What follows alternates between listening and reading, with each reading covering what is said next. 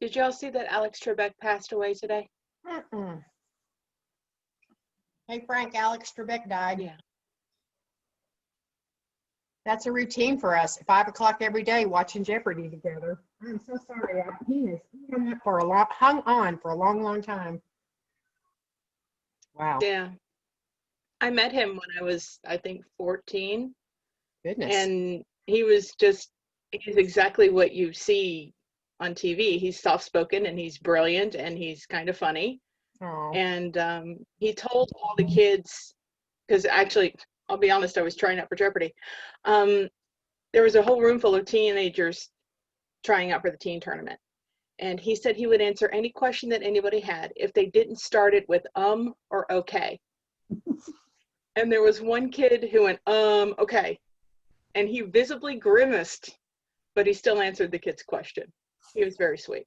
That's a hard And he was wearing a velour tracksuit.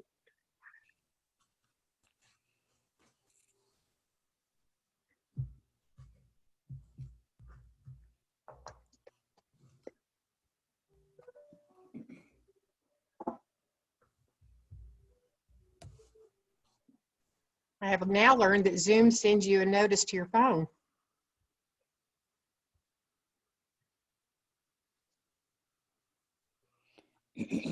16 so far. I have something I got during lunch. Oh.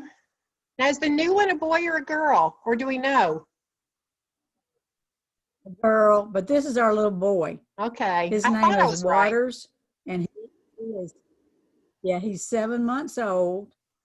And our youngest son, this is our youngest son's child, Blake, and he sent us a video night before last. Oh my gosh, I didn't know he'd sent me 3 pictures. He's sitting up by himself, but he sent, let me if I can get it. He sent us a little bitty video. Wait a minute, that's the end of that. I have to go back. It's fast, so you better listen good. Dad. He said, the teacher says, Water says, dad, all day long. He said, but if I take out my telephone to video it, he stops and then laughs. I said, he's a smart baby. It's always ironic that it's always ironic that dad has the first thing they say when 94% of everything it should be mama, but it's just the way that they speak. I think that Jimmy Fallon book was perfect for that. Yep. Both, well, we have 2 sons, Andy and Blake, and Huntley is our oldest grandchild. As old as we are, we had our first grandchild. She's 23 months old now. Yeah. And she is expecting a baby sister in about a week and a half now, and she's a little girl. So we will have gone from having no grandchildren, and in 23 months we'll have 3, 2 boys and 2 girls and 1 boy. And they are so sweet and happy. The first 2, I told Billy, I said, oh my God, if we have another little grandbaby as happy and outgoing as the others, won't we be lucky grandparents? So they are sweet children and happy babies. Yeah, they're pretty special, but it's also nice to know you can give them back at the end of the day, you know. I know now why parents are usually young when they have babies, because I had the 2.25-year-old, and my goodness, when she took a nap on my chest, it was like, oh my gosh, peace. It's awesome. All right, well, it's a little bit after 12:30 Central Time, so we're going to go ahead and get started. I think that there'll probably be a few more people popping in, but I didn't fix it so that everybody had to be let into the room, so that there may be more people that come in as we continue on. But welcome to the last session of the GFWC of Tennessee Fall Conference remote. We're going to get started with some of our training sessions and our workshops. Along with our Tennessee CSP and other chairs, GFWC leadership and staff have been working diligently to provide us with excellent ideas and resources through the club manual, which is only accessible through the GFWC website member portal. And Sue Ellen mentioned a little bit about it, but the manual is the best resource for clubs to enhance the lives of others through volunteer service. And it's regularly updated. It's very comprehensive. There's information about all the advancement areas, the community service programs, the capital campaign, special programs, as well as all the rules, criteria, and reporting guidelines to all the GFWC awards, contests, and grants. So I highly encourage you, as she mentioned, to be sure to register on the member portal of the website so that you can access all that information. It's a little complicated to learn how to do it, so if you guys need some help, just let me know. There's information posted, I believe, on the GFWC of Tennessee Facebook page, but let me know, because it's a very, very big document. In addition, we've got a couple of new Facebook And everybody's, Vicki. Yeah. Vicki, can everybody smile? I'm going to try to take a picture while you're presiding. Oh. Go ahead, but everybody look engaged and smile. As I look over on my notes, right? In addition, we have some I don't care. That's thanks. We have some new Facebook group pages. GFWC has a new page called the Advancements and Forums page. It kind of merged a couple of older Facebook groups, and they've already conducted several informational presentations and posted multiple videos on the page. So I encourage you, if you're already not a member of that page, to please join. It's also an excellent resource to ask questions and tell other club women about a project that they may want to borrow. So it's been a really, really, really outstanding change that GFWC made. Those ladies who are in charge of that page are incredibly energetic and full of some wonderful information. Our state Facebook group page, the GFWC of Tennessee, has been changed to private, so we can post files and other information in a safe and secure location. So obviously I want everybody to be a member of that page to stay informed about GFWC and state activities. We've also started a new page just for club presidents, and its name is GFWC Tennessee Club Presidents. So it's my hope that that will serve as a good resource and sounding board for presidents where they can kind of talk amongst themselves, and also a great way for everyone to get to know each other a little bit. So the process has been started. As people have joined the page, they put a little blurb in there about themselves, and I really look forward to that page growing and being a really good resource for all the club presidents throughout the state. We've sent the preliminary state handbook out to the board for review and revision. We know there's a lot of missing information. It's a yeoman's task to get that work done, and Rennie's been working really hard on that. Please continue to send us updates or revisions if you notice that something's wrong. And our goal, she and my goal, is to try to get the final revision posted as soon as possible. So that's, like I said, that's a working process, but we're getting it done, and we'll get that out and let everybody know about it as soon as it's ready. So please don't print the one that we've mailed or emailed you.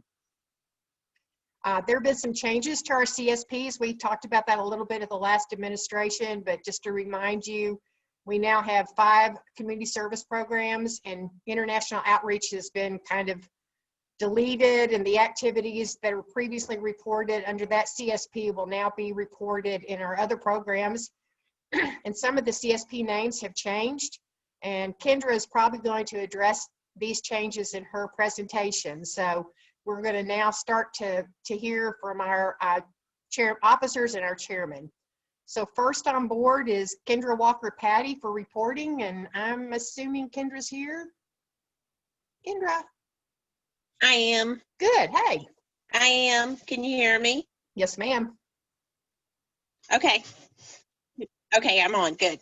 So yes, I want to start right off with the community service programs. There are different names for them this time. We have arts and culture as one, civic engagement and outreach, education and libraries, environment, and health and wellness. So those are the 5 that we have for the community service programs, which some are calling the CSPs. It's the community service programs. So that's what that is. And those took place of the past ones, which was the arts, conservation, education, home life, international outreach, and public issues. So the biggest change this time, and it's super easy, if you do an arts project, you do that, you put that in arts. No matter if you're doing that for March of Dimes, if you're doing it for Hobie, any of those, if it's an arts project, you put it there. If it's something educational, no matter what program you're doing it for, you'll post it in education. So super, super easy on that. And I really like that. I have sent out a email to all of the community service program chairs and the other chairs, and I did a step-by-step on how to get on the GFWC membership portal, because I had to have somebody help me go through all that too, because I thought it was kind of hard. So I wanted everybody else to be able to go through that so that they could link up to see what was going on with the GFWC on their manual and be able to keep up with the programs and any updates that they have going on with GFWC. Now, talking about the Tennessee, I know that we're just in the preliminary handbook that we have, but I'm going to go ahead and work off of it because I think most of the pages will stay the same. So on page 30 of it, when you look at it, it has all of the deadlines, and it has my name, address, and email. So the first one being dues, which is not me, but it also helps, is January 15th, that everybody has to have their dues in. And February 1st, everyone has to have their reports in to me. I will mail it out to the chairs, and the chairs will have to have everything back to me by the 15th. I mean, by March 1st, because everything has to be to GFWC by March 15th. Now, again, that's on page 30, so this is not stuff you really have to write down because it's all going to be right there in the handbook.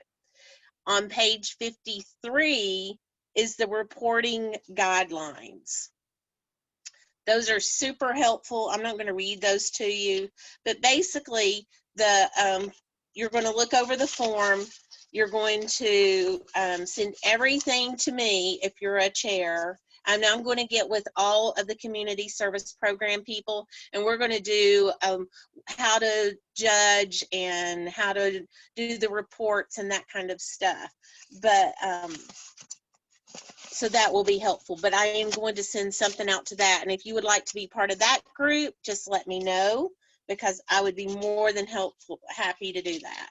But on page 53, look over the guidelines on all the reports so we're not double reporting on anything. And it's super easy this year. I love the new rule of if you do art, you do it in art. So you don't have to just separate it into other things. Super easy. So on the due date for me, February 1st, and that's postmarked to get me your reports. This is the all of the presidents. You can send it in 2 ways. You can send it by email, or you can send it by mail, postmarked by February 1st. And if you send it by mail, I need 3 copies of everything. Email, just send it as is. So what do you do when you report? It's very important that you fill out your form that's also in the book, and I think it's like on 54, it's 50 something on the book, and do a 2-page narrative and put on there what you made the most impact on your project, on your who, what, when, where, how, why. Like, just don't put that we had a membership tea. Tell what you did, because that's going to make a more impact, because we're going to combine all that to go to GFWC. So when you're filling out your report, just think about what we did, why, where we did it, who it impacted, and stuff like that, because that's going to be how you're going to win. Not that it's all about winning, but winning is fun. But to show GFWC and the state on what we are doing. So I would love to answer any questions you might have. I know that's super brief, but a lot of it's going to be in your handbook, and I'm going to send stuff out on our GFWC Tennessee Facebook page. So be looking for that, and I will be doing some articles here soon also. And the community service program people will be hearing. Perfect. What? Do you want to briefly mention the little thing that GFWC is doing a little differently now with the affiliate organizations? That I sent you that information? Well, the only thing that I got here was that if you're doing something in like March of Dimes or something, whatever the program that you're doing, the project you're doing, you would just write it up into, like, if it was a health and wellness project, or you would write it up into whatever it is, instead of, like right now, March of Dimes is under civic engagement and outreach. But if you're doing an art project for March of Dimes, you would do it under arts. Does that make sense? Yeah, and I think the thing that will be a little different is GF is asking us to submit information to them where we break out any project that was done under the auspices of one of our program partners, our affiliate partners. And so they have a form that I, as president, have to submit to them. But if I'm going to put a form in our handbook that I'm asking all the club presidents at the same time, or whoever does the reporting, if they would go ahead and break out any of the reports that they did, where, like you said, if it was an art project for March of Dimes, go ahead and put that on the new form that we're going to put in the handbook, so that way we won't have to comb through hundreds of reports to try to find those specific projects that are done under the auspice of one of our partners. So that's kind of a new thing, because what I learned in last week, Sue Ellen, is that our affiliate partners need to be able to see what their return on investment is for their support of GFWC. So if we, for instance, get $10,000 from Shot at Life to supplement putting on a conference, they need to be able to turn and say, well, that they gave us $10,000, but club women all over the country throughout the federation provided X amount of outright financial donations, or this much in volunteer, in kind, that kind of thing. They need to be able to see easily and quickly what their ROI was, what their return on investment is. And it makes perfect sense. It just means that we'll have one more little tiny step to kind of help you and me get that collated so that we can get that out to GFWC. How'd I do? Vicki, if I might just add Please if I do. might just add a comment there, just because I don't want it to be confusing. Kendra is exactly right. The work that you do will be reported. Your clubs will report them to you in the particular special program or community service program according to the intent of the project. That goes, the dollars, the hours, the collaborations, anything like that goes into whatever CSP or program area according to the intent of the project you do. What Vicki is mentioning is a simple one-pager that we need to have all of the statistics pulled out of all those various places. It is reported right where it goes according to the intent, but this one sheet will be a collection of all the dollars, hours, in kinds, and all of that, the statistical part that is not to be considered a report, if you will. You're not double reporting. You will be pulling out those statistical details, and Vicki will be placing them on that one-page sheet so that we can take all 50 of those sheets of the work done with the affiliate organizations, pull them together, and we can tell each of our affiliate organizations the full scope and magnitude of the work that you have done. So that is a data collection form. It's not really a report. And I didn't want anybody to think, oh my God, we're double reporting. We are not. You're reporting it where it goes. You're pulling the data out so that we can simply share that with the affiliate organizations for their information. And you're right, to know what if their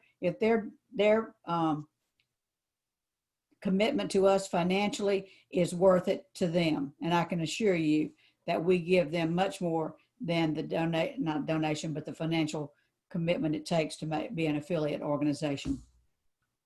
Thank you very much. All right, Kendra, thank you. That was a great job. We'll get all those reports in and get them updated. Okay, our next presentation is going to be by Stephanie Haggard, and she's going to talk to us about membership. Good afternoon. Thank you, Madam President. I'm Stephanie Haggard. I'm serving as your second Vice President and Membership Chair for this administration. And I want to talk a little bit about how a few things relate into membership for GFWC. We want to remain connected. We want to be motivated. We want to know where to look for those new members. We want to be proud of being in GFWC and our new members. And we want to celebrate those accomplishments. So I want to do my best to share a presentation. Oh, there we go. And Vicki, can you confirm that you can see the presentation? Yes, we can. I can. I hope everybody can. Perfect. So as we talk about getting connected with the GFWC new member suite online, I'm going to be sending out this presentation and some more details to all the district and club presidents. But this is just a reminder of how you can find information from the GFWC club manual specifically on membership. You're going to log in, choose your profile on the left to reach your digital library. Then you're going to go to resources and choose the letter C for club manual. And under that section, you'll find advancement plans, and membership information is located there. And there's a great deal of information on how to reach new members and even how to start new clubs. Staying motivated. We want to make sure our members know that they're appreciated and that we're continuing to motivate each other, specifically in the time that we're in with the COVID issue and not being able to be together very often. So an initiative that GFWC has started is to have motivational Mondays. As a club president or a chairman, you can start each week by writing a note, sending an email, or posting a comment on social media about how you can recognize a club woman who's done something that you want to recognize them for, and how they've been motivated to be a part of GFWC and what represents GFWC as an organization. If you do this on social media, be sure to tag it with hashtag #IamGFWC. And I think most of us have seen Where is Waldo books before, and you're looking for the man in the red and white hat in a sea of people. Well, with GFWC, we're going to look for Wanda. I've designed a bingo card, sort of, that gives us an idea of people that we can reach out to we might not have thought of before. These are just different varieties of people that we may encounter, that if we reach someone, for instance, we're at a particular event and something in conversation comes up that they play a musical instrument, then I think we should think to ourselves, have we discussed GFWC with this person? Have I invited them to participate in a project or a meeting? So I'm going to encourage clubs to use the Where is Wanda form to find new members. And I'm going to initiate a challenge to the clubs, and there'll be a prize, and I'll send out more information about that as well. And as we gain new members throughout GFWC of Tennessee, I want to remind everybody that we do still have a quarterly recruitment report, and that is on the GFWC member suite under R for resources and for recruitment. And that form you can fill out. It has the information on where to send that to. And the due date for the fall recruitment report is December the 1st. So for September, October, and November, any new members you receive during that time, you would report on December the 1st. And as Sue Ellen mentioned in our first session today, that GFWC is celebrating new clubs throughout the organization. So as we gain new clubs. We want to be sure to report that.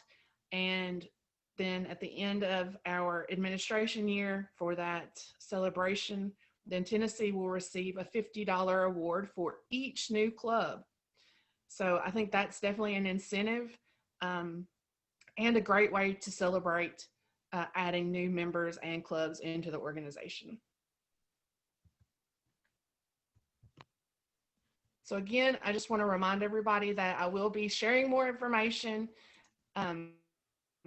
as the administration goes through, and I'll be reaching out to those district and club presidents to do that. Thank you. Stephanie, that was awesome. Thank you so much for all your hard work. I'm excited about that membership contest. I think that would be fun to make $200 or $300 by gaining 4 to 6 new clubs. That would be fantastic. The next thing on the agenda is Tennessee Endowment. And Johnny Hill wasn't able to join us today, but Beth Smith, if you're here, is there any way that you could possibly talk for half a second about the Irish Guild? Sure, I would be glad to. Thank you, Madam you. President.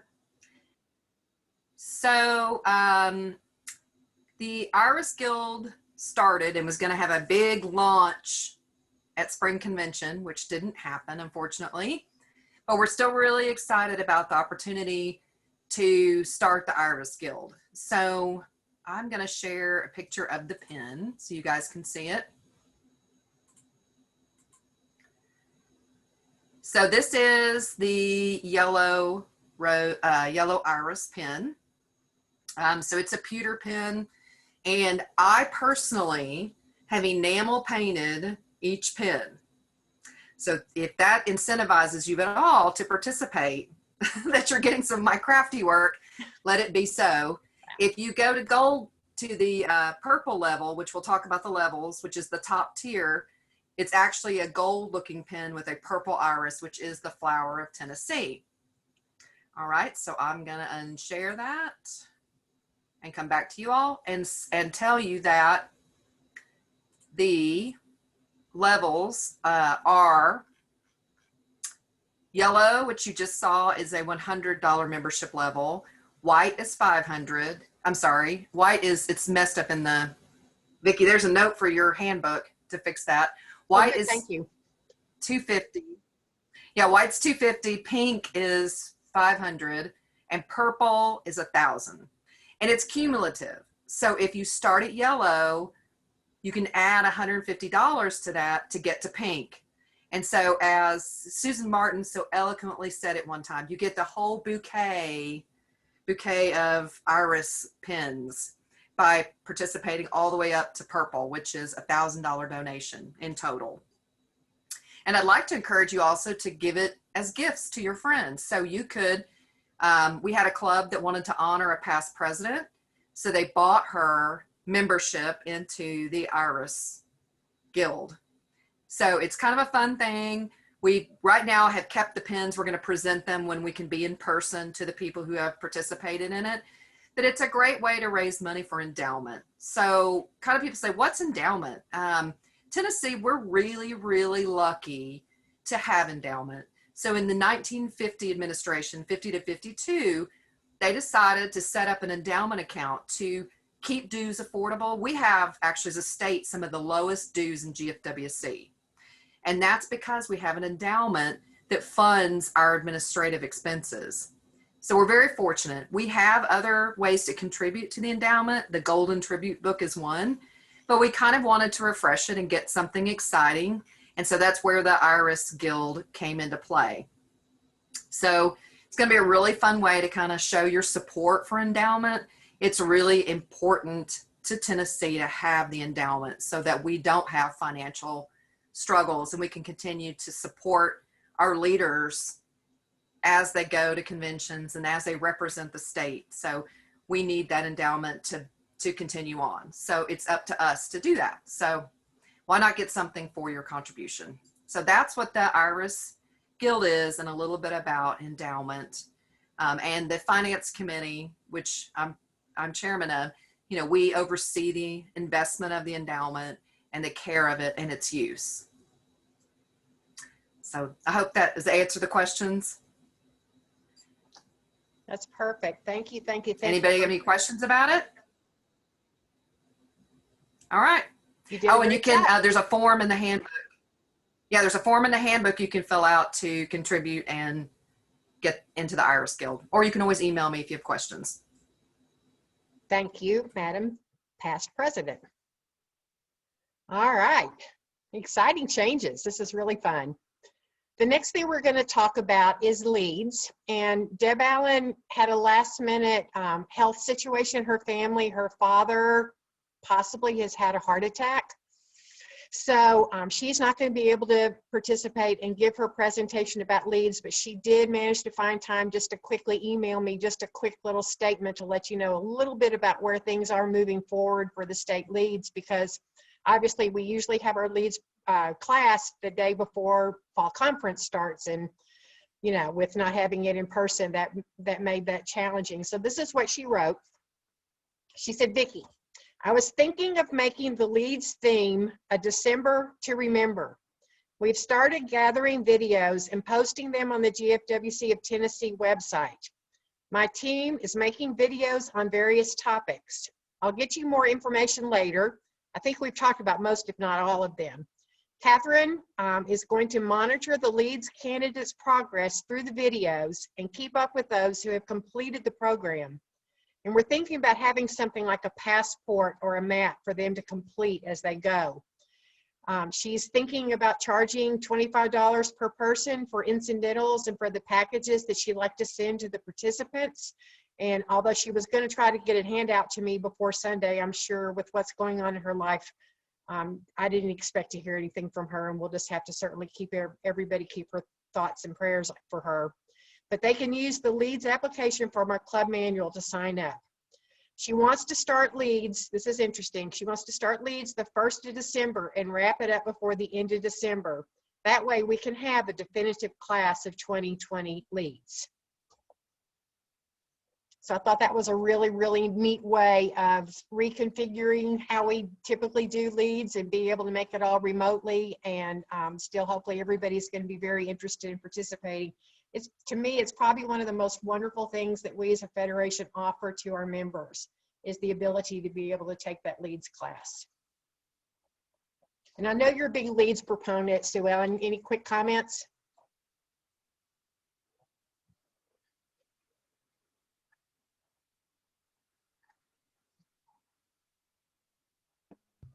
Yes, I am a big proponent of leads because I have, I've seen it in my own state, and I've seen it at the region level when I served there, and I see it nationally. I mean, we have such a leadership gap, and I think one way that we can address that gap is by conducting leads programs at the state level. I also encourage those who are running districts to consider running a leads program for the district level. I've done that in my own state and found it to be very productive. When, if you only had 20 people to attend, you're inevitably going to have 20 people that go home feeling energized and their spirit reignited because of their participation. I've had members of longer standing than maybe needed to be there, but begged to go when I was running them in Alabama. And they said, oh my gosh, if I'd have just had this sooner.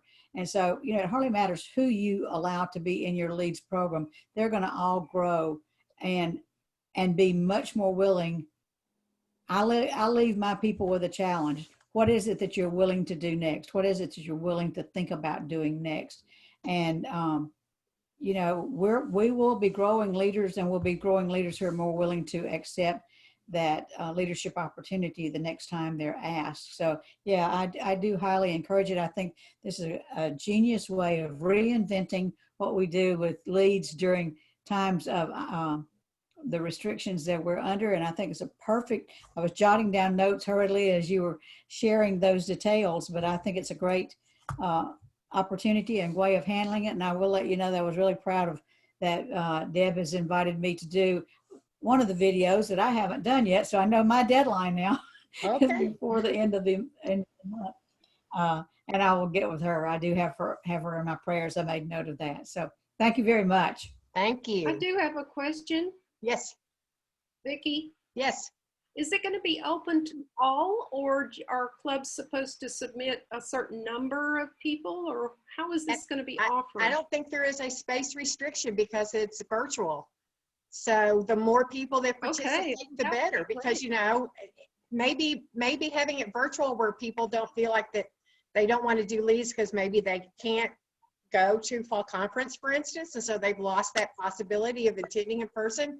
Hopefully this will bring even more people throughout the state into a leads program so that they could get the knowledge base to get started to hopefully continue in leadership for the Federation. So that was a great question. And yeah, Thank you. anybody who wants to take this leads class, there's, you know, if they're warm and breathing and they're willing to pay the $25, we'll take them.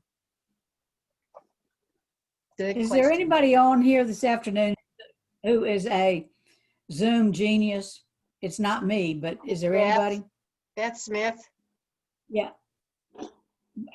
Beth, I have some understanding, but I haven't had the time to look into it. But I have some understanding that in Zoom, there is the capability of going into what I'm going to call, maybe incorrectly, but like chat rooms or discussion rooms. And so I'm also going to run a leads program in Alabama. And so it's looking more and more like mine's going to need to be a remote one rather than an in-person one. But so I was thinking about this. I had heard that last week that Zoom has that capability. So if you had a larger group of people who wanted to come, like Nancy brought up, then you could have some actual activities where they go into these Zoom rooms or whatever they call them, have some conversation, come back and report out, much like we might do when we're in person. But I don't know enough about it. Yes, there are breakout rooms you can do. And like my work, we have the webinar access. So it's all about you can go into Zoom and look at your account, and you could upgrade, even if you upgrade just for a month. Well, I upgraded. I got bumped off on my first meeting that I held. I was so nervous. I got in 10 minutes early. I didn't realize that was eating up my time. I only had a 30-minute presentation, got bumped off. So I'm paying for my own subscription just so that I can have it for as long as I want to, for 100 people. Yeah. And, So my work, we do Facebook Live, and you can actually Facebook Live, but it works better if you have the webinar Zoom. mhm. So we use webinar Zoom, and then we go Facebook Live with it. So there are different access. So there just is a way of doing look some of those kinds of breakout and discussions, which we all love to do. Yeah. That's good to know. I didn't know that either. I'm correct. Thank you Facebook so Live much. cannot record them. All right. Next on the agenda. Vicki, Yes. Hello. I had a question. One was very simple. Was I believe we have like annual dues for our leads past attendees. Who are we paying those to? Don't know the answer to that. I don't know if I have to look and see who's in Yeah, charge. it's a leads club, and it's Okay. So it's run by so it'd be Deb Allen. Okay. So, Okay. yeah, And then my other comment about our leads program, and it ties into what we were talking in the first business meeting, is that's a perfect place to find people to step up into positions for leadership. I made that same note, young lady. Because obviously they wouldn't have attended. Because obviously they wouldn't have attended leads if they weren't interested. So. Right. Yep, I made that note. Great minds think alike. All right, Linda Hershey, are you in? I'm in. Hey, well, Can you Linda's hear going me? to talk to us about an Okay. energized and exciting Epsilon Sigma Omicron ESO program. Yes, I'm going to start and I'm going to share my screen.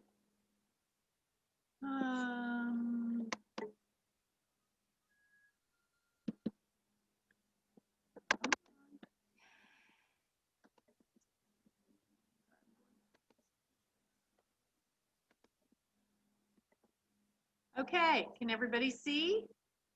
Yes.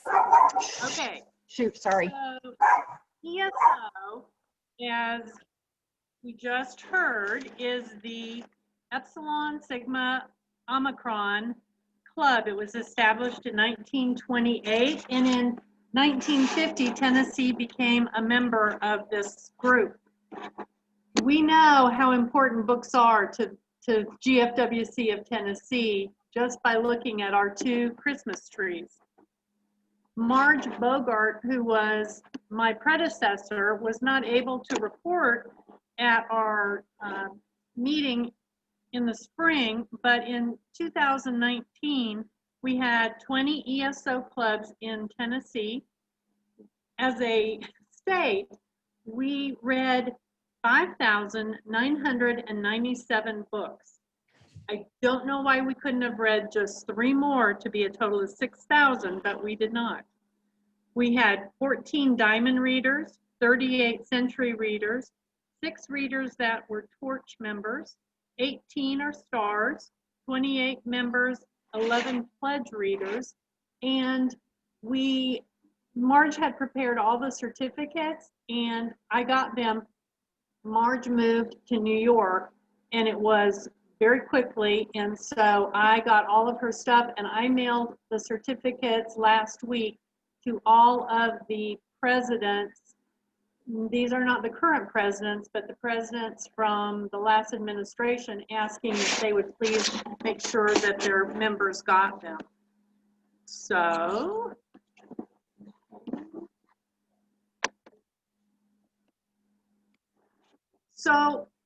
this is what is in our state handbook on what needs to be reported and what the values are, etc. And as a state, we came up with all of these things, like what if you read a 1,000-page book, it equals 1 book. If you read a book of short stories, 1 book. And then it shows what the certificate levels are, and it's cumulative over year after year after year.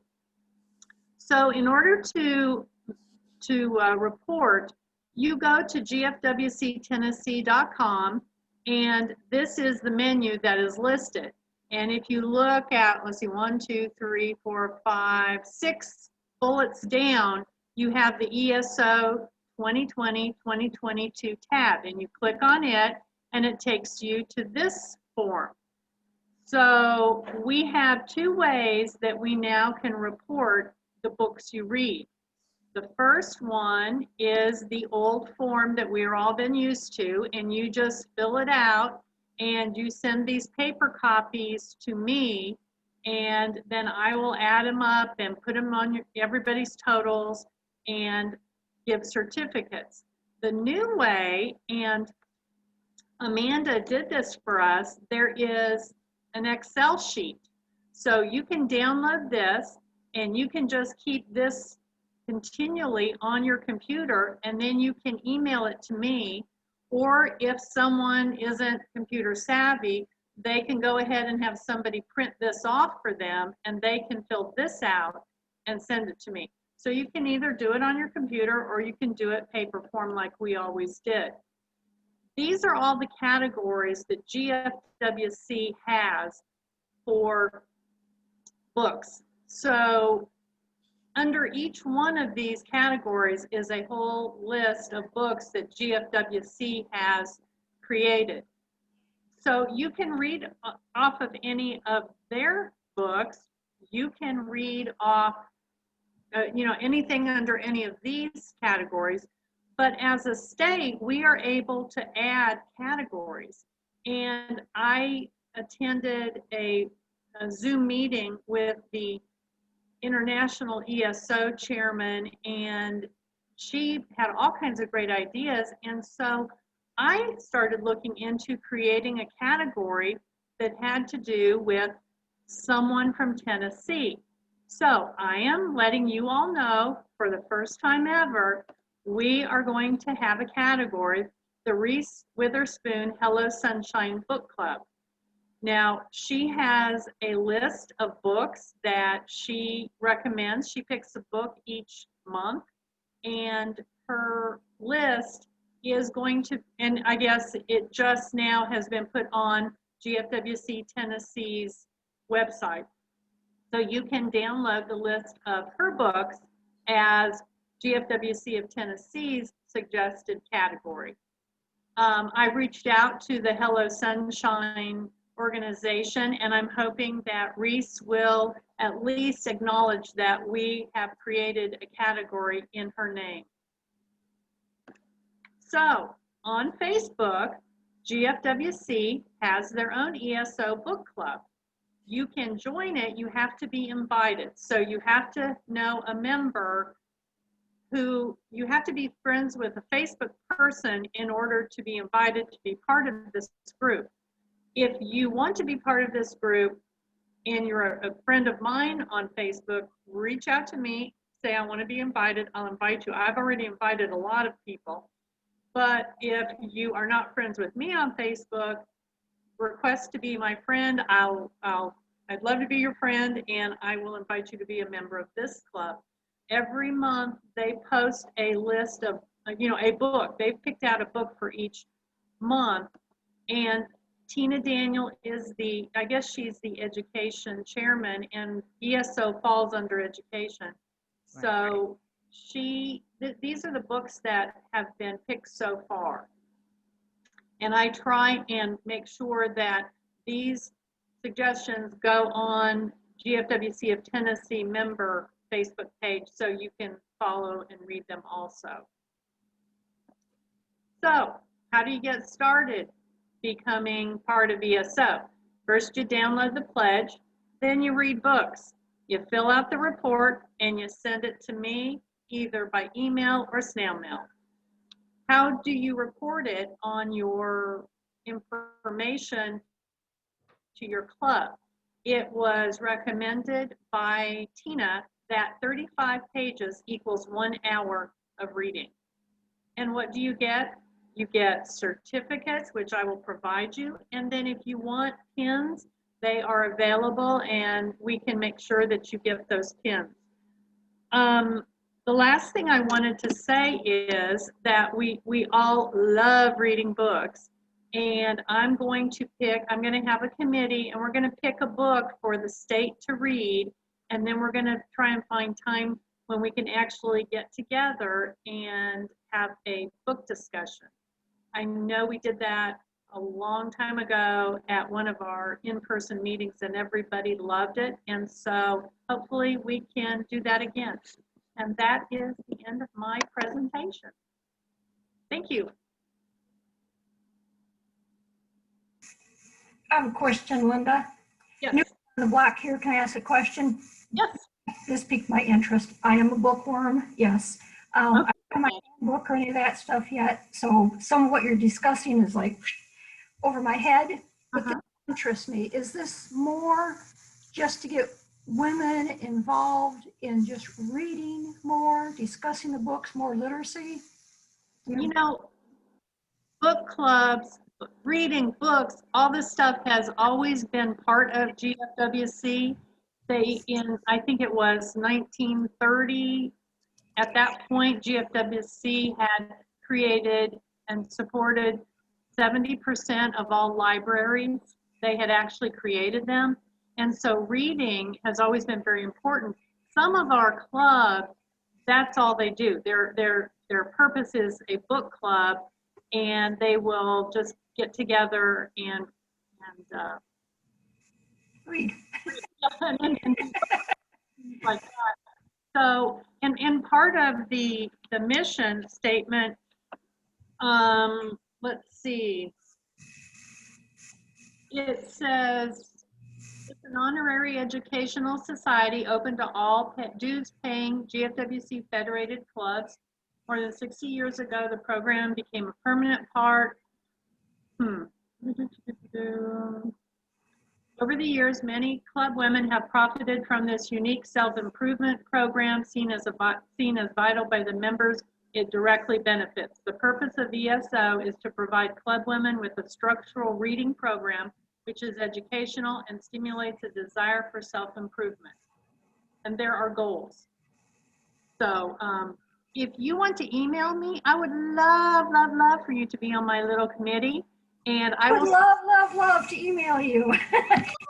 well, I'll put my email. Yes, awesome. Yes. Okay, I'll send my email in chat. Thank you.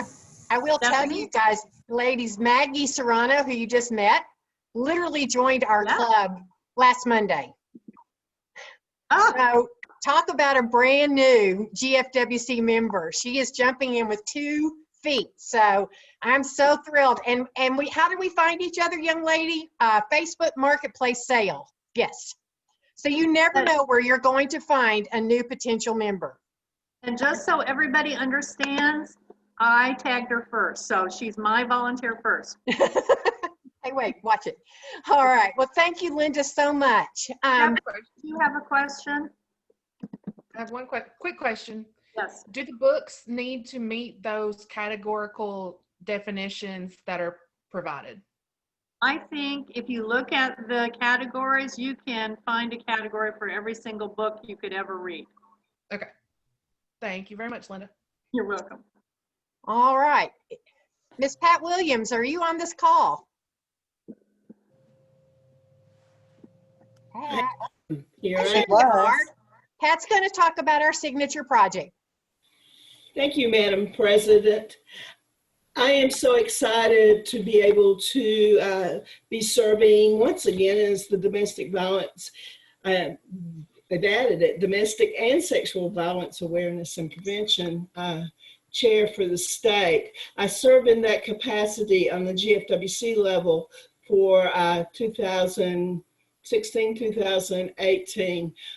When Vicki was asking if someone would serve in that capacity, I said, that's the one for me. I already have the purple shirt.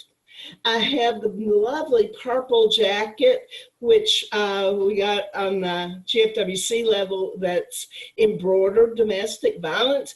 I even have bags of purple nail polish. If we had met in person, I'm sure I would have been handing out purple nail polish so you could take the purple pinky promise. And I have about 200 pinwheels in my basement. So I was set, I was ready. But really, this is a passion of mine. And in reading through the handbook, I noticed that there have been changes over the past year in this area, which has kind of made it more all-encompassing. Because originally, I believe we were more just, it seemed like there was more of a zooming in on domestic violence, and people were seeing this more as a service project for to help shelters. And in reading with the new, the way they've broken down things, now there are 8 different levels. You all may have, I had not thoroughly read all this until just recently, but I found that very interesting that it has been split up more. And I think that that more gives more of an emphasis on all the different areas that are included in this, which goes to the, I'm just going to go through what these 8 areas are, with intimate partner violence, which would be more of the, what I guess, domestic violence with among intimate relations. And the next one, family, child abuse, then teen dating violence, sexual, campus sexual assault, which have been more something that I had been very, very interested in from the beginning. And elder abuse, violence against Native American women. So they've really divided it up more into each specific area that should be emphasized. Military sexual assault, and then the human trafficking for sexual purposes are now the 8 areas that they, so to me, that's with these 8 areas is something that we as club members can bring awareness of for our members. And also with that, then to continue with the different projects that we would do for shelters. Great. And really, I think it's just such a, if I would just encourage clubs to go on the GFWC site and read all that's involved in this. As for me, I think that's about all I have to say is that. Well, thank you so I was just much. gonna say there he is. I've never been so brief, have I? You did a great job. Thank you so, Okay. so much. Okay, bye-bye. Bye-bye. Is Sandy Lindeman here for Junior Special Project? I never heard from her, so okay, I guess she's not going to be here, so we'll make sure that there's a good amount of information in her handbook, and of course, just like everything else, please go to the GFWC website to read the booklet that they have prepared for us for Advocates for Children. The next thing on the agenda is a quick little update about the GFWC of Tennessee President's Special Project, the Turtle Project. That's me. So again, good old pandemic. We had a really slow start with the Turtle Project, just like a turtle, but we're finally moving forward. For those of you who are unaware, who are brand new or just haven't heard about it before, the Turtle Project stands for Together Replenishing Tennessee Libraries. There are elementary school libraries throughout the state that do not meet the per capita amount of books per student that are required. So that TRTL is Together Replenishing Tennessee Libraries, and it's also a way for me to honor my sister who has the same initials. She was a very rabid reader. So as I said, our goal is to help elementary school libraries throughout the state who don't have that minimum requirement. The Tennessee Department of Education is still focusing on schools and pandemic related issues. So we are now collaborating with the Governor's Early Literacy Foundation for the next year and a half for this project. And we've already had 2 Zoom calls to discuss options and brainstorm. They are going to try to furnish us with a list of the neediest school libraries in the state. And we're going to also be sending the foundation a list of our current clubs and president's contact information so they can see how we're distributed throughout the state. Because like I've said innumerable times, neither one of the people who are my contact people at this point had ever heard of GFWC. And they were blown away with our statistic about having started 70 to 75% of all the libraries, and they're very interested in finding out how we can continue to collaborate. So until we get that information, I am going to be able to tell you that there are 4 school systems that absolutely have the most critical needs, and they were able to give that to me. They are Clay County, Grundy County, Perry County, and Lake County. And all of those counties are very near existing GFWC clubs. And they're evenly distributed. There's one in Northwest Tennessee. There's a couple in East Tennessee. There's one, I think, pretty due north of Cookeville, if I remember my geography. So there's a couple of options that we can do until we get even more of the ball rolling. One option would be for maybe the Tennessee districts that include those counties, even though they don't have a club in that county, for instance. They could adopt the elementary schools in that county, determine the needs, and work to get books donated. And there would be some steps that you would probably need to take. You would need to appoint a chairman and a committee. You would need to go and meet or talk to each elementary school librarian about the project and find out what their wish list is. And then the district can either collect books for donations or raised funds to be used to purchase books. In addition to that, individual clubs can also adopt schools in the critical counties on a more local level. So I see that as a way that we can really have a huge impact, and also, again, as it's so important, try to do as much CPR as we can to let people know who we are and what we do. So there's some challenges. We need to find out how COVID impacts the acceptance of new or gently used books in your local area. In addition, the schools may prefer a designated donation, especially if they can get matching funds or can purchase with a significant discount. One of the fundraising ideas the foundation and I discussed is for clubs to do a book donation drive, very similar to what we did with the trees, and then sell them. And then maybe the librarian would be able to shop before the sale, and she would be able to capture books that she knew that she needed. But then the proceeds from the book sale could be donated to the library for their use. And another idea we came up with was for clubs to develop an Amazon wish list with information furnished from the librarians. There's also a possibility moving forward that there are funds that might be available for an unused grant that we might be able to tie into.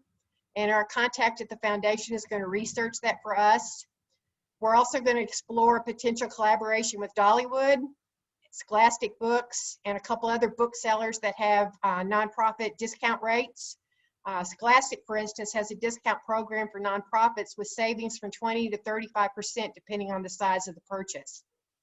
So another thing that we're thinking about is that I know several members of my family and my sister's friends want to donate funds in memory of my sister. And so we can also accept those funds, and I'm going to be asking Elaine to add a line item in the financial spreadsheet so we can track those donations that are designated for the Turtle Project. And then also we talked a little bit during the board meeting about maybe doing some fundraising for the project where we could sell items using the logo of the dragon and the turtle reading. So we do have some more thoughts in the process and in the works. It's still in development, but we'll post updates on the GFWC Tennessee Facebook page and in future newsletters. I'm really excited about the potential impact that we have to promote libraries and literacy in our state. And like I said, it could be a fabulous way for us to get some possible new clubs and or some wonderful publicity. So stay tuned. More information will be coming. Any questions?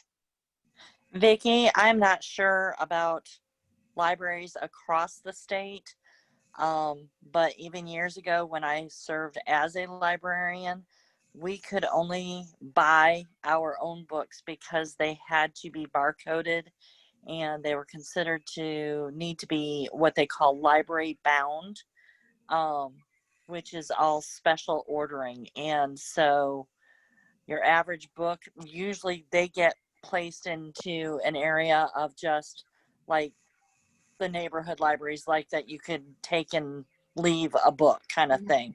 As far as being actually logged into as part of the library count of books per se for rent, for loan, they have to be specially barcoded and all of that.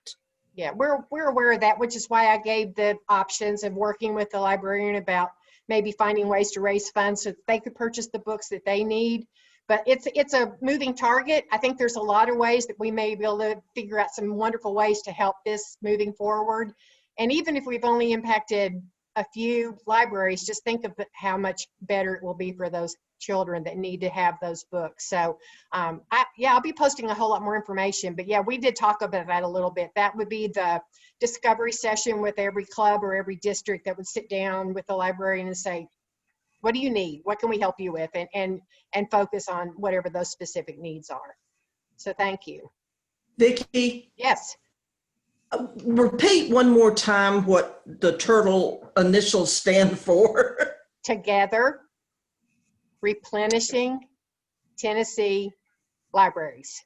Gotcha. TRTL. Have y'all seen the logo and everything? Yes. No.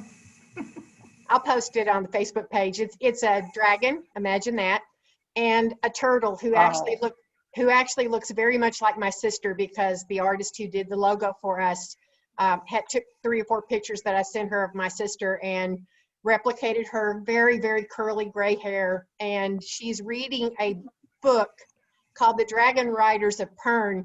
And that's a book, because she was a huge reader, and I still am. And we would find ourselves reading the same series of books without even talking to each other. It was really strange. And one day we discovered we were both reading Anne McCaffrey's books. And so that's why I used The Dragon Riders of Pern as the title for the book she's reading, because it goes back to the dragon, but it was also very significant to me. I think our Tennessee ornament that goes to headquarters needs to be a glitzy turtle. It's whatever the lady who volunteered to buy our ornament decides to do. That would be lovely, but maybe it would be even more appropriate if we could really brag next year, if we can let them know what the symbolism is or something like that. So yeah, it's something to think about, but we have to kind of make sure that it matches the theme that Marian's doing. So, you know, turtles aren't mythical, that's for sure. So whatever you guys decide to do, send your suggestions to our fearless shoppers in Ossley, and we'll get that figured out. But thank you for your interest. All right, next on the schedule is Marianne Scott, who's going to talk about the Community Impact Program, another new change. I think Maggie had a question that you missed. Maggie. Because I'm so quiet, y'all didn't know I was here. Vicki, I'm interested in this one also. It has to do with books. It has to do with getting kids books. I'm one of 8 kids, and we didn't have a lot of money, but every single one of us reads well because we were encouraged to read, even if we had to share everything. So I'd like to get back to you on seeing how I can help with this one. That one, reading and all kids having a book and the Dolly Parton, that's near and dear to my heart. All right, you're the new chairman, so congratulations, you're the new chairman. I'll just be the behind the scenes person, but I'll talk to you. Thank you so much. All right, Miss Marianne. Okay. Hello, everyone. I'm the chairman for the Community Impact Program. It's a little bit of a change. It used to be Community Improvement Program. Briefly, the goal of this award is to encourage and recognize the positive impact that a club can have on a specific need in a community. As far as the award goes, it covers the period from the 1st of January 2020 until December 31st, 2021. So that's a 2-year span in which you can report on up to 3 projects that addresses a specific need in your community. And it's a financial award, so it's an incentive to work on these projects. It can be partnering with other people in your organization, in your communities. They might be other civic organizations. It just varies. Over time, this program has become a little bit more prescriptive in terms of how you submit your entry. Those entries would be due on the 1st of March, 2022. So I would refer anyone who's interested but hasn't gotten started yet. You're a little behind, but go to the website for International under Community Impact Program Award, and you'll find out more information about how this needs to be handled. And I'll be happy to answer any questions that anyone has.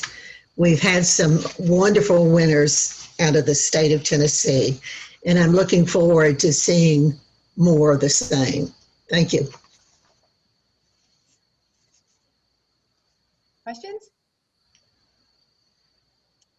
All right, we'll get moving on then. The next presentation is going to be Arts and Culture.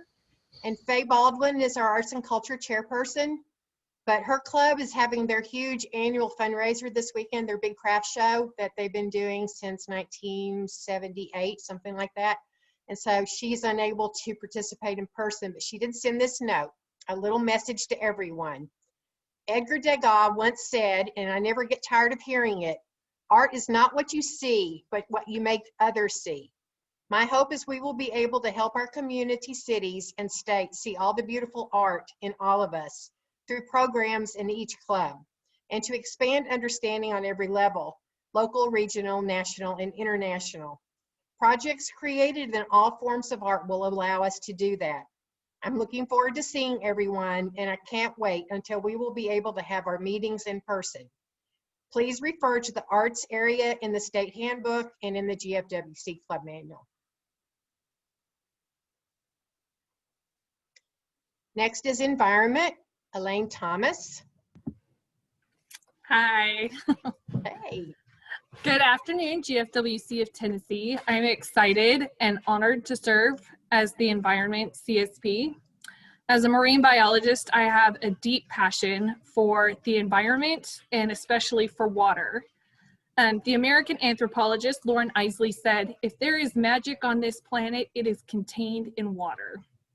Most of us know of the terrible impact that single-use plastics have on our environment and on our waterways and our oceans. It's estimated that 8 million tons of plastic are dumped into our oceans annually. And the Great Pacific Garbage Patch covers roughly 1.6 million square miles, which is roughly double the size of Texas. A startling fact that hits a little closer to home is the Tennessee River contains more microplastics than any other studied river in the world. I encourage GFWC of Tennessee members to seriously evaluate their consumption of single-use plastics and then intentionally make small, consistent, and lasting changes.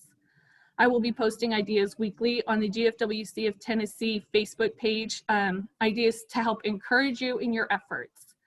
And I would like to challenge each Tennessee club to invite a local water or stormwater specialist to speak to your club. And I know that sounds kind of boring or uninteresting, but I promise if you do it, you will learn something new. And it's amazing that small things that we can do around our homes or around our businesses can have a huge impact on our Tennessee waterways.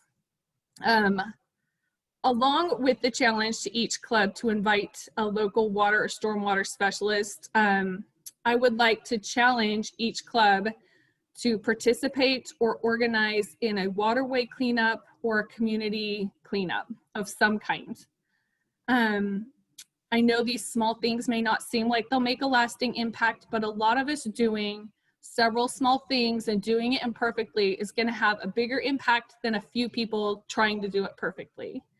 And if you need help locating a speaker to come to your club, I have resources. I'd be happy to help you. Just reach out to me through Facebook or email.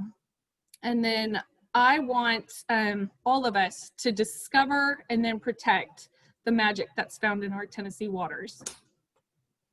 Thank you. That's wonderful. It sounds great. And having grown up on the Tennessee River, I'm very interested in working toward that. I can brag and say that I have not bought shampoo in a plastic bottle in 2 years. That's awesome. I buy bar soap kind of shampoo, and it comes in a bar bars. just like soap. It comes in amazing smells and amazing formulations. It lasts for way longer than you think. And it's not so bad. So, you know, it's available. You can buy them on Amazon. I'll be glad to give you the name of the shampoo I use, but I haven't bought shampoo in forever. It is wonderful. Perfect. I'm the same for laundry detergent. I do the same thing. I make it in a 5-gallon container. It makes 10 gallons in the end. I fill up 5 reusable containers that I've been using probably for 10 years now. And then I put the rest in other containers that other people have given me. And I send those over to our help center for donation.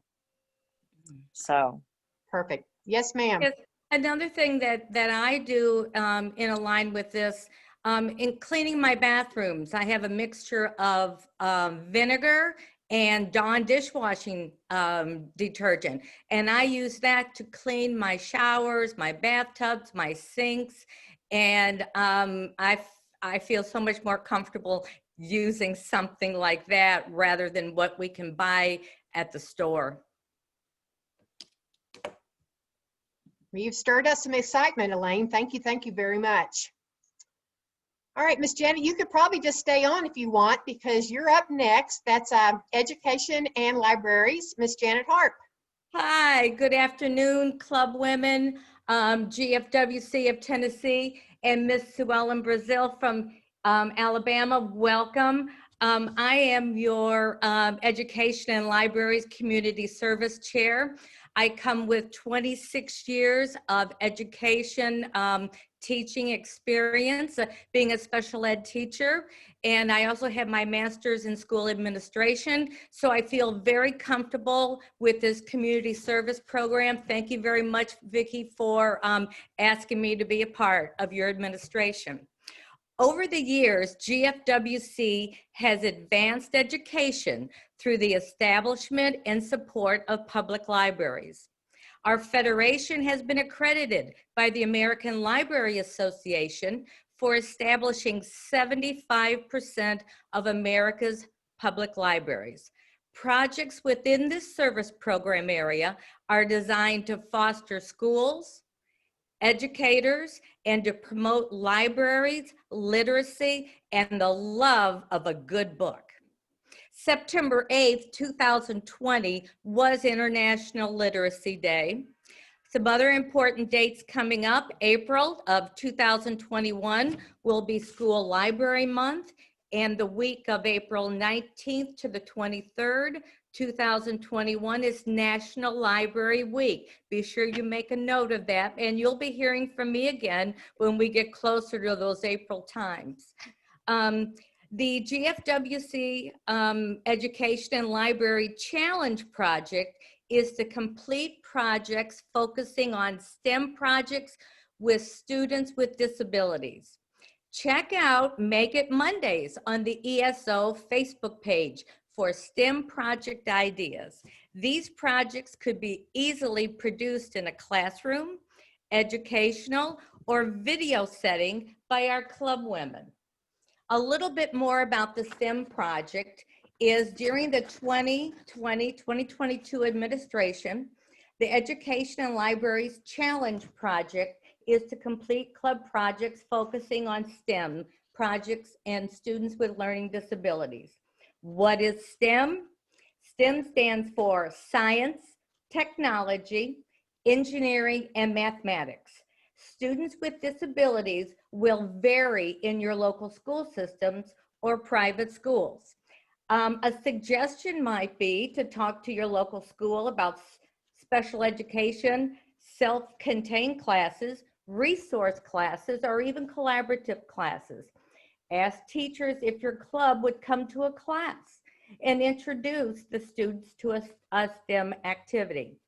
Classes not being physically held, well, that's easy to solve.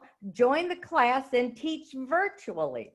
Investigate the standards for specific grades and relate to the easy-to-do activities with the standards. This could be replaced with scout troops as well. Another thing I wanted to cover is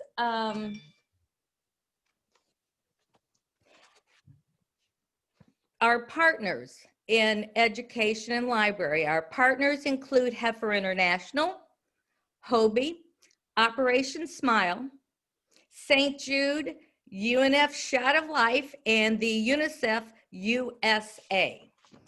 Finally, a program that our GFWC International Chair, Tina Daniels, has just included on our newsletters that we get every month is, I just got this, so I didn't have time to send it out, but if you can see, it's a pajama and book party. This might be backwards, I'm not sure, but I will be sure to send all this information to all of our district presidents so they can disseminate that information to our clubs.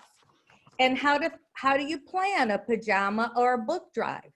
Pajama Program is a national 501c3 nonprofit organization that promotes and supports a comforting bedtime routine for children to help them thrive. Every night in America, Too many children go to sleep uncertain of what tomorrow may bring. Compromising their health, school performance, and emotional well-being are only some things that could be compromised if children just don't get a good night's sleep. You can support the mission by organizing a drive to gather new pajamas and books for the children in your community. So perhaps, Madam President, you and I could talk about possibly having a pajama drive along with a book drive to where we could support our children in school that need that little extra comfort to get them through some of these tough times they're experiencing.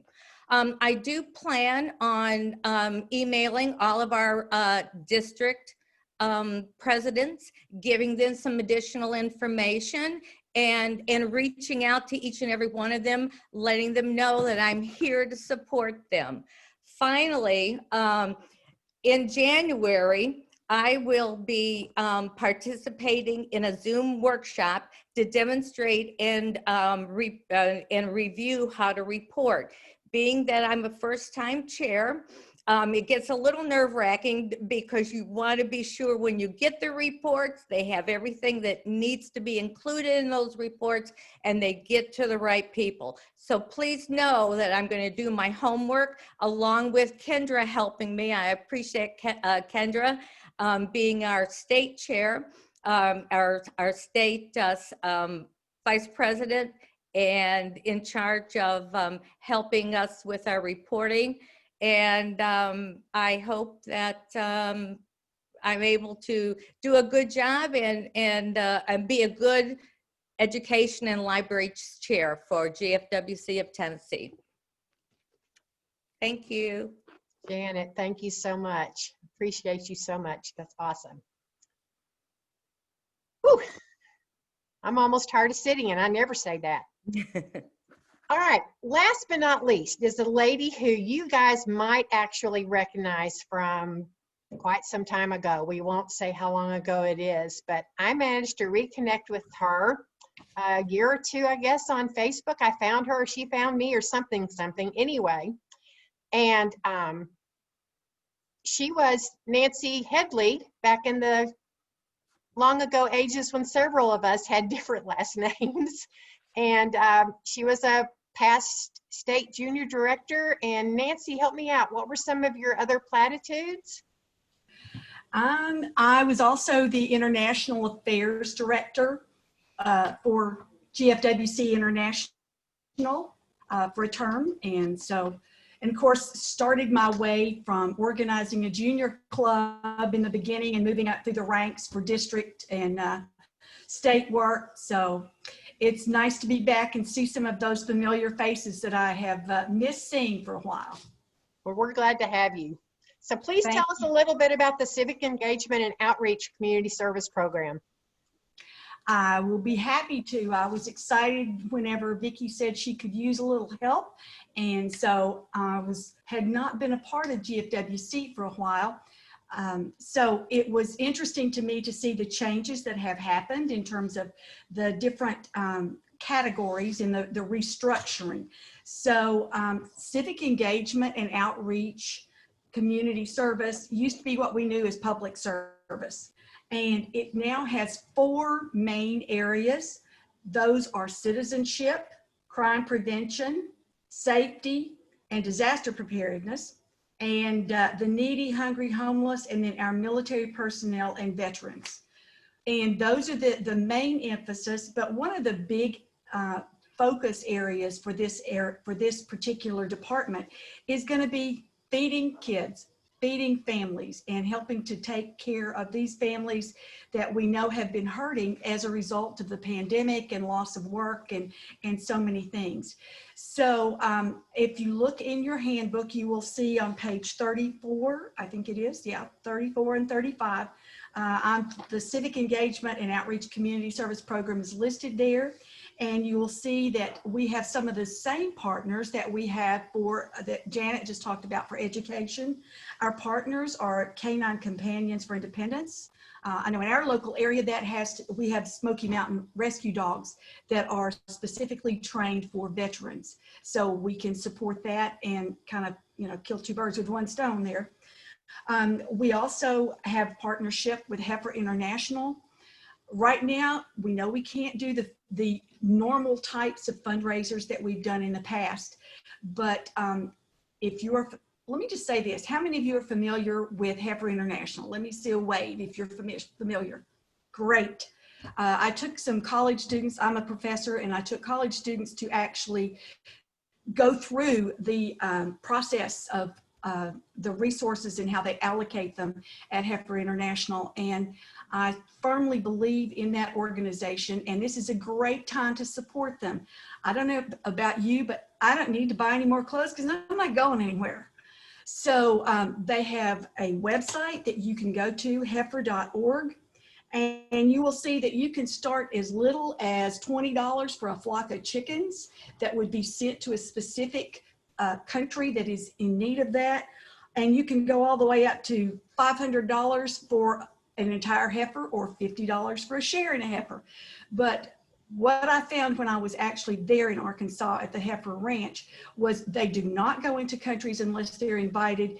And it's a means not only of helping people to eat, but it is, the old adage of give a man a fish and he'll eat for a day, teach a man to fish and he'll eat for a lifetime. Well, that's what Heifer's all about. So they have multiple gifts, and this year for Christmas gifts and things of that sort, I would encourage anyone and everyone to purchase something rather than your standard knick-knack or whatever you might do. Great way to help. Make sure that your clubs count from your individual members. If they're doing things, make sure they count up the amount of money that they spend so they can include that in that report. The other things that I would want to emphasize to you that we have partners with Hobie, March of Dimes, Operation Smile, St. Jude, United Nations Foundation, Shot at Life Campaign, and UNICEF USA. Look on page 64 and 65 in the handbook, the GFWC of Tennessee handbook, and you'll see tons of ideas. And I will also be sharing some things with district level folks as we go along. But I look forward to seeing all the many wonderful creative ideas that you all come up with during this next year. Thanks. Thanks. Thank you so much, Nancy. So good to see you in almost person. Very good. All right, so remember, as many of us have said, much more information about awards, contests, grants, and other projects and programs through the GFWC will be posted in the handbook, the GFWC of Tennessee handbook, and also, again, the club manual on the gfwc.org website. Jill, do you have a last-minute final credentials report? There we go. It is for GF 1, SER 0, Executive 5, Board of Directors 7, District 2, Club Presidents 1, Members 8, Guest 0, total of 25. Thank you. If you would send both of those to me, I'd appreciate it very much. I will type them for you and then send them. Great. Thank you so much. All right. Well, we're down to the last couple of seconds of this wonderful afternoon. Just really quickly, just a couple super brief announcements. Obviously, with COVID and everything being in flux, we've really struggled to try to find and get coordinated with state meetings. But I will tell you that my conventions chair, Tina, and I met with Drury Inn in Franklin 2 weeks ago, actually. That was where our installation spring convention was going to be last April, and of course it got canceled. So we have worked it out where we're going to meet there for the 2021 spring convention, and they have been really wonderful to work with, and I think Beth would probably agree with me that they were fantastic to work with during all the horrible struggles that we were going through with making the decisions on whether we have to cancel and that kind of thing. So obviously we'll get more information to that as things go, but it's going to be in Franklin, April 23rd through 25th. And of course, this will be in your handbook. Our fall conference that was going to be at DuBose in Mont Eagle, Tennessee, this past month is also going to go to 2021. And so we're going to meet in Monteagle at the DuBose Conference Center September 24th through 26th. And then finally, our spring conference is going to be April 22nd through 24th at Fall Creek Falls State Park in Pikeville. And that is where our Deb Allen will be installed as president. So just, you know, obviously just, you know, the information is on your handbook, but just to let you know that we finally got everything kind of organized with this state of uncertainty. Does anybody have any other? Yes, ma'am, I see Janet. I think Carla was before me. Oh, okay, I don't see everybody. I'm so sorry. Let me see if I can make you guys all.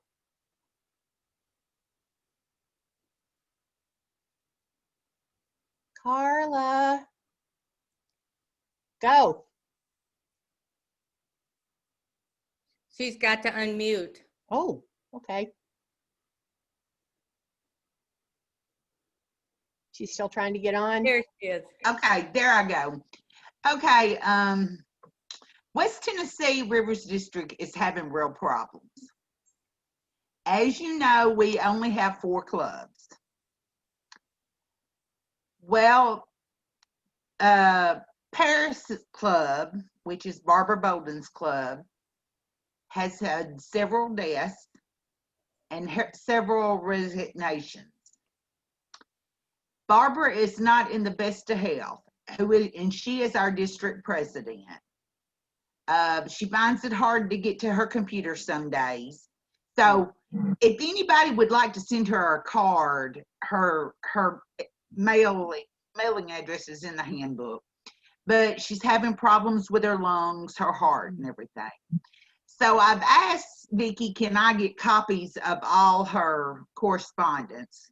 Because also our vice president, Linda Holder of the Kenton Women's Club, I don't think they're very active because we've tried contacting her and she's never responded. So, and Tiptonville is not responding to us. So right now, the Newbern Women's Club is it. And yes, we're very active. We still are operating the food pantry every month. We're serving 35 to 45 families every month. We have taken over the Dyersburg Homeless Solution Center. We feed them once a month and we carry them weekend bags once a month. But we really need some help. If anybody wants to come to West Tennessee and help us, we would appreciate it. We are having a recruitment party, I think the 17th. I'm not for sure. It's a Thursday night, so I know y'all can't come. But Dyer County is not completely opened up yet. So we are having problems with that. Carla, if you'll Yes. forward me the event for the details about the recruitment event, I'll try my best to be there for you. Okay, Stephanie, thank you. I can try to come too. We are having real problems in West Tennessee. It's not just COVID, it's members. I'd love to talk to you about it. Okay. Like I said, our club president couldn't be here today because she had already had plans. Somebody else was supposed to be here and they had plans. And I have peeled potatoes and made coleslaw, and made baked beans and potato salad while I've been talking to y'all. So I'll shoot you an email and we can get together. That sounds wonderful. Thank you. Thank you so much. Okay, Janet. One other hat that I wear in this administration is that I am the GFWC of Tennessee State Historian, and I see some past presidents that are here in attendance today that need to get me their bios for the Women in Action Club. So please, please, please now that we have a little extra time with COVID and maybe you have some time at home to where you can finish up your bio and get it to me, I'd appreciate it, because after Vicky's administration, we've got to start putting this book together. And Susan Martin, I know you're there, and I'm going to depend on your help to get this together. But this is a reminder, we've got to get those bios of our past presidents and our past directors of junior clubs. Thank you. Nancy Gregg. Yep. All right, ladies, thank you so much. Sue Ellen, oh yes, hi, Amy. Hi, everybody. I'm Amy Parker. I'm your Health and Wellness Chair. I just wanted to introduce myself, let you all know that I'm here. I'm with Murray County Women's Club. Did I skip you? You did. Oh, but, honey, I'm so sorry. But it's Please okay. do It's your already presentation. I will. It's already after 2 o'clock, so I'm not going to make y'all sit through my presentation. I have a pet cause. It's DVT-PE awareness, deep vein thrombosis and pulmonary embolism. I recently lost my sister-in-law, actually 2 months and a day ago, to DVT-PE. So World Thrombosis Day is October 13th. If Clips could do something with that, that'd be great. Otherwise, I'll put my presentation on Facebook for you. I apologize. That's the only mistake I've made all day. You did an amazing job. It's fine. No, I do apologize, but yes, Amy has a healthcare background, so she is perfect for health and wellness. So, Sue Ellen, thank you so much for sharing your time with us this afternoon. I know you've got to be exhausted because I know how late you were up last night, because I think I stayed up much later than you. We are so thrilled that you were able to be here with us and fill us with so much knowledge, and I can't wait for everybody who wasn't able to participate today to hear what you had to say. Thank you everybody for being here. I appreciate it. Keep working and slogging through this stupid pandemic. We're going to get past it someday. Just keep positive, be safe, please stay healthy, and stay tuned because we'll be posting a lot more information in all our social media stuff. So thank you. Our fall conference, virtual GFWC fall conference is adjourned. Great job, Vicki. Thank you so much honey. for everything. Great to be with everybody. Thank you. Yes, Good you job, too. Madam Thank you. President. Good to see everybody. Thank you, Madam President. Bye. Bye. Bye-bye. Bye. Bye, everybody. I'll miss you again. Bye. Pleasure to be here. Virtual hugs, fist bumps, elbow Definitely. bumps, heel kicks. Nope, can't do that anymore. Virtually.